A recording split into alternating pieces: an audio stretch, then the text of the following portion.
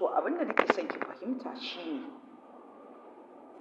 ina son ki fahimci cewa a matsayinki na mace namiji zai yi abin da yake so yi don ra'ayin kanshi ne saboda ki sauke wa kanki wannan ciwon kai, wannan cuta da kika ɗaura wa kanki, kika hana kanki sakat, kike ba wa kanki depression safe da rana, kullum a bakin zuwa asibiti kike, kullum a cikin akwatunki, kullum a cikin ɗakinki ba abin da kike sha sai maganin shan hawan jini saboda kin kama mijinki da wance, saboda ki kullum ba abin da kike sai duba wayarsa 24 hours.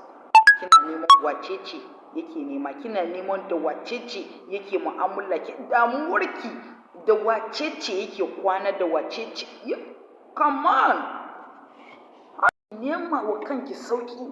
Kullum kina ni bakin kece a ce ga gidan boka can, kece a ce miki ga maganin mata can, ga kunni ko kashin sa aka baki aka ce ki sha maganin mata ne, mijinki zai ba abin da zaki iya yi. It's a decision.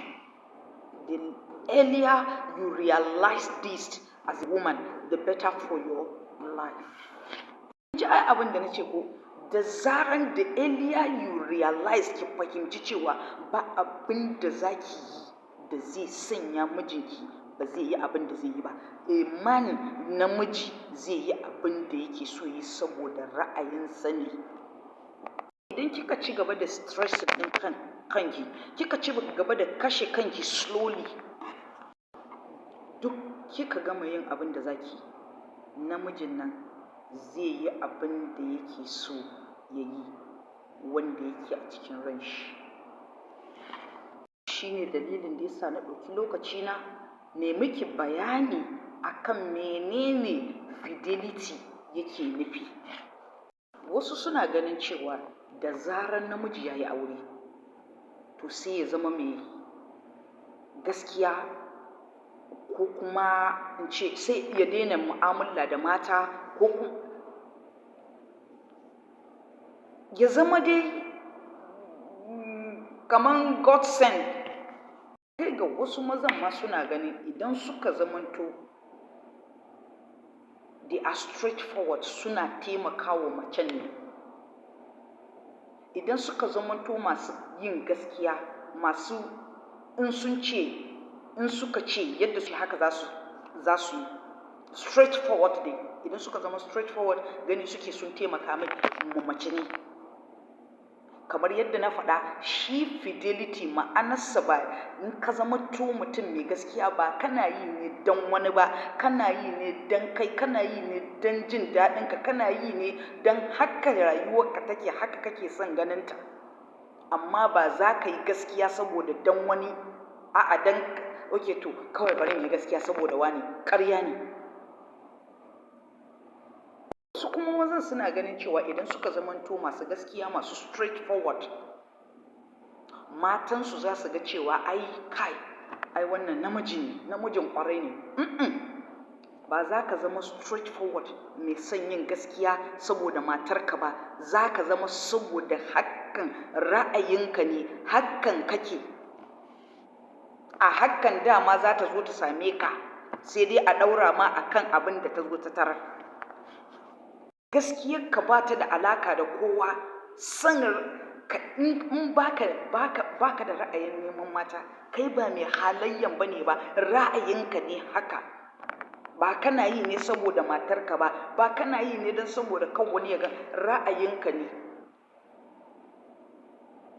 In ma ra'ayin ma za ka yi ne don wani ma, gwara ka yi don Allah ba don wani ba.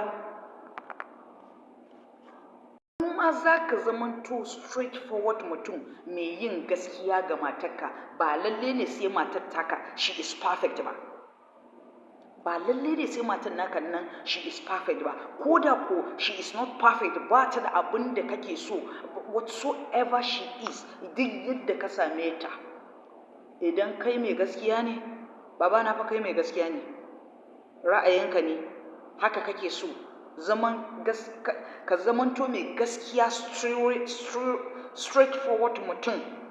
You have been faithful ba don saboda matanka ba, saboda kana son zaman lafiya, kana son ka zauna da Allah kana jin tsoron Allah, kana son ka zauna da ubangijinka lafiya, kana son ka zo na da zuciyarka lafiya, kana son ka zauna da kowa lafiya, baka son wani ciwon kai, baka son wani hayaniya. So it's being faithful doesn't mean cewa kana taimakawa matan nan ne ko kana taimakawa wani ne, kanka kakewa. It's a decision, ra'ayi ne, sai abin da ka zaba shi za ka yi. Idan kuka duba ma akasarin maza wanda sun tsaya ga matansu, they are straightforward, ba su neman mata, ba su ha'intan matar tasu. Idan kuka je gidajensu akasari za ku ga matansu they are imperfect, ba su samu matan ma da suka dace da su ba, irin wa'annan mazan. In sake maimaita abin da na ce, wasu mazan ma wanda ba su neman mata, sun rike matansu, they are being faithful, daga su sai matansu. Wallahi idan most of them idan kuka je kuka ga matansu, su ne ma the most imperfect mata Allah ya ba su. Matansu are not perfect. Kawai zaman haƙuri ake da juna. Ya yi haƙuri a haka, ya karɓi wannan kaddararsa ce, a haka ta zo mai. Akasari za ku ga cewa matan nan nasu kawai mata ne ga su nan normal dai, but they are not perfect. Abin da nake so ku ga fahimta nan da suka ce su kawai daga su sai matansu, ba ruwansu da wani neman mata, ba ruwansu da wani ha'intan matansu, kawai iya gaskiyarsu kenan. Suna son kawai ra'ayinsu ne daga su sai iya matansu. To wa'annan mutanen fa su ake nuna muku cewa sun fahimci ma'anar kalmar da ake cewa da ita fidelity. Sun fahimci kalmar nan da ake nufi da gaskiya, inda na sa gabana, nan na sa gaba. Sun je sun zaga duk duniya, duk gari, sun ga kalan mata da manya-manyan duwawu da ƙanana da duk abin da kake tunani sun gama zagawa kaf sun gani, sun zaɓa suka ce wannan ɗin nan dai wacce suka auro ɗin nan imperfect da duk imperfection ɗinta sun karɓe ta a haka kaddara su ce. Nepa, what is wrong with you guys? So kamun nan mu shiga ma main topic ɗin, ina so ne dama sai mun breaking ɗin wannan into pieces domin kowa ya fahimce inda na sa gaba akan wannan particular topic ɗin da nake yi na kan cewar ina so in koya wa maza yadda za su ha'ince matansu, har da 'yan matansu wanda suke gida, wanda ma budurwa ka ce baka aure ta ba tukunna. You feel me? Good. Na farko, duk namijin da ya san cewa yana ha'intar mace, bai fahimci cewa wannan ha'incin yana zuwa da matsaloli da baƙin ciki da rashin kwanciyar hankali da abubuwa iri-iri ba, bai fahimta ba. Idan kana ha'inci, na farko dole za ka rinka ɓoyewa. Rashin gaskiya tana sa ka ringa yin ha'incin. Za ka rinka karya, zai sa mutum ya ringa karya, zai sa mutum zai ɗauke wa mutum farin cikinsa, ya hana ka kwanciyar hankali, ko da yaushe a cikin fargaba kake. Wannan su ne abubuwan da infidelity yake biyowa da shi, yake biyowa bayan infidelity. Rashin gaskiya kenan, rashin yi wa kai adalci kenan. Dole kullum mutum rayuwarsa a cikin leke-leke yake, dole kullum mutum a cikin ɓoye wayarsa yake a ƙarƙashin filo.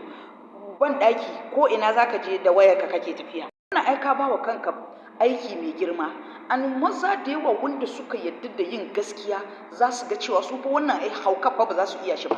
Kullum mutum ya dinga leke-leke, kana gidanka ka kasa zama lafiya, kana gidanka ka kasa. Assalamu alaikum, sannunku, yawa kuke? To sannunku, yawa. So yau na zo in koya ma maza. Idan kai namiji ne, samu kujerar zamanka, samu kujerar ta kamata ya zamanto a gaba yake. saboda yau na zo in koya maza yadda za ku ha'ince matanku. Kun ji abin da na ce? Ha'inci na ce zan koya muku yadda ake yi.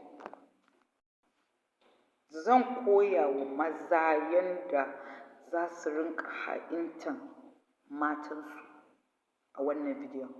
So idan kai namiji ne, ka matso da kujeranka kusa. Kar ka ajiye kujerar naka daga baya, ka matso kusa yau. Kuma ka tabbatar da ka kalli bidiyon nan har ƙarshe. Shi ne zai sa ka zama expert, ƙwararre kenan. A duk lokacin da ka yanke wa kanka hukuncin za ka yi yauwa, wannan ga yadda za a yi. Na san cewa mata da yawa za su zo su ce, to wannan me take nufi? Tana nufin mazanmu su je su nemi mata kenan? Tana nufin mazanmu su rinƙa ha'intanmu ne, su dinga cheating kenan ko? Wasu kuma mata za su ce, to wai wannan ma me take faɗa ne, ko ba ta da hankali ne? Tana ma nufin kenan ta zo ta koya mazanmu yadda za su je suna neman mata, ko yadda za su je suna to ni ma in kika yi min wannan, idan kika yi wannan tunanin, ni ma ga tambaya na zan miki. Dama can ni na ba da shawara, ko dama can ni na ba shi ƙarfin gwiwar da zai je yi? Kuma bari in gaya miki wani abu, idan ke mace ce, babu wani wanda yake yaudaran wani don ya je ya ha'inci wani. Abin da nake nuna miki, babu wani wanda yake zuga mijinki, babu wani wanda yake angaza shi don ya je ya ha'ince ki. Dalilin da zai sa mijinki ya ha'ince ki, dama can ra'ayinsa ne, yana son yin hakan. Shi ne dalilin da ya sa yake yi. So akwai wani abin da nake son mata mu fahimta, sannan kuma da yawa a cikin mata muna yawan gaya wa kanmu wannan ƙaryar. Dalilin da ya sa a lokuta da yawa idan aka faɗa soyayya, mata muka faɗa soyayya ko aure, daga ƙarshe abin baya ƙarewa yadda ya dace, sai abin ya lalace. Ba don wani abu ba ne ba, saboda ƙaryar da muke yawaita gaya wa kanmu, mun riga mun yaudara kanmu, muna gaya wa kanmu ƙarya. Na sha faɗa a lokuta da yawa a videos ɗina, kamun namiji ya fara yaudaran ki, ke kika fara yaudaran kanki, kamun namiji ma ya fara miki ƙarya, kin fara yi wa kanki ƙarya. So dalilin da ya sa soyayyar, dangantakar da auren ma yake samun matsala da yawa da abin bayyayi, da mu mata muna yaudaran kanmu, mun fiye wa gaya wa kanmu ƙarya. Har yanzu ba mu fara zaunar da kanmu mu ɗura wa kanmu gaskiyar nan mai ɓangaren ɗacin ma, gaskiyar ma mai ɓangaren ɗacin, wanda ba shi da daɗi, amma da ka sha na wani lokaci ne za ka warke, kuma za ka samu lafiya, kuma za ka samu dangantakar da soyayyar da auren mai lafiyayye. Har yanzu a matsayinki na mace ba ki shirya ki zauna ki zaunar da kanki ki gaya wa kanki gaskiya ba. Menene gaskiyar nan? Ki zauna ki gaya wa kanki cewa wannan biye-biyen matan da mijinki yake yi, babu wani wanda yake ingaza shi ya je yi wannan abin, babu wani wanda yake yaudarar shi, babu wani wanda yake ɗauko hannunsa ya ce je ka yi ƙarfi da yaji, ko je ka yi dole. Ba ke ce dalilin da ya sa yake yi ba. Ba ɗayan matar ita ce dalilin da ya sa yake yin abin da yake yi ba. Ba wacce kullum kike buɗe wayar shi kike nema, wacce yake communicating da ita, wacce ce yake nema, ba ita ce matsalar ba. Ba kuma kowa ke da alhakin dalilin da ya sanya yake yi ba. Dalilin da ya sa yake yi shi ne kawai abin da ya zauna ya yanke wa kansa kenan. Shawarar kanshi ne, ra'ayinsa ne. Bari ki ji in gaya miki a matsayinki na mace, me ake nufi da infidelity? Yana nufin namijin da ba zai iya ɗaukar hukunci da kanshi ba, wanda ba zai iya ba hukunci ba, wanda ba zai iya yin shawara da kanshi ba. Infidelity kenan. Shi kuma fidelity yana nufin namijin da zai iya yanke shawara da kansa, zan yi, a'a ba zan yi ba. Mutumin da ya ga zai iya yanke hukuncin a'a kai ni ba zan yi wannan ba, a'a ni zan yi.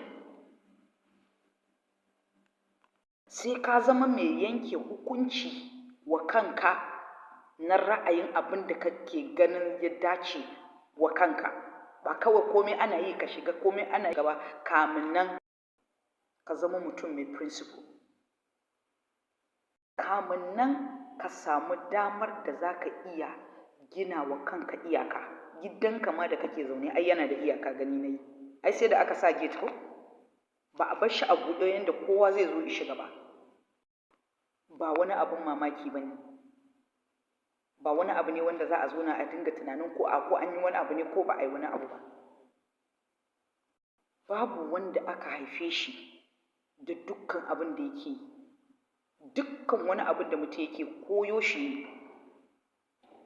So it's normal mutum ya zauna ya ce a'a ra'ayina ne ba zan yi kaza ba, a'a ra'ayina ne zan yi kaza.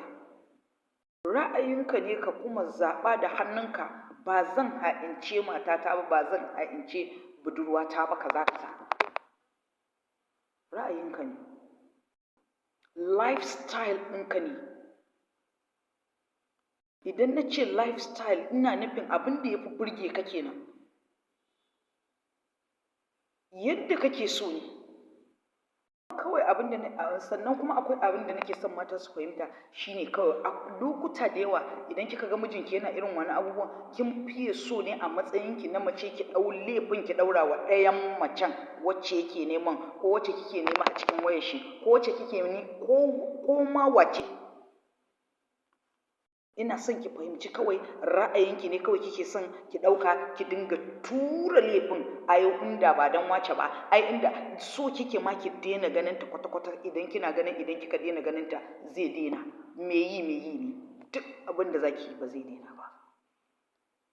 Ra'ayi dai kamar yadda na faɗa da farko, it's a decision. Gani kike yi a duk lokacin da kika ɗauki laifin kika ce ai inda ba wace ba, da ba ita ce take kawo kanta ba, da ba, ko da yaushe dai so kike ki ɗauki laifin ki ɗaura wa wacce yake nema. Ba ki taɓa ganin shi ta tsigar ra'ayinsa ne, decision ɗin shi ne.